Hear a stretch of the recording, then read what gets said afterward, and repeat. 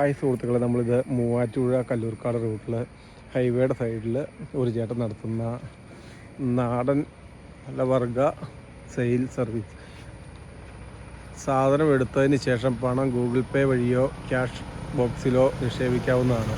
എന്ന് പറഞ്ഞാൽ ഇവിടെ ആൾക്കാർക്ക് സാധനം എടുക്കുക, എല്ലാത്തിനും പ്രൈസ് എഴുതി വെച്ചിട്ടുണ്ട്. ഇത് ഇഷ്ടംപോലെ വീഡിയോയിലെല്ലാം നിങ്ങൾ കണ്ടിട്ടുണ്ടാവും. പക്ഷേ ഇവിടെ നമ്മൾ ഈ വഴിക്ക് ആദ്യമായിട്ട് വന്നപ്പോൾ ഇത് പല വീഡിയോയും കണ്ടപ്പോൾ ഇത് കയറി നോക്കാമെന്ന് ഓർത്താണ് നമ്മൾ വന്നത്. എല്ലായിട്ട് സാധനങ്ങൾ പച്ചക്കറികളെല്ലാം ഉണ്ട്, പഴവർഗ്ഗങ്ങൾ, മാമ്പഴം, അതായത് ഡ്രാഗൺ ഫ്രൂട്ട് വില പീസ 80 രൂപ എന്ന നിലയ്ക്കാണ് കിടക്കുന്നത്.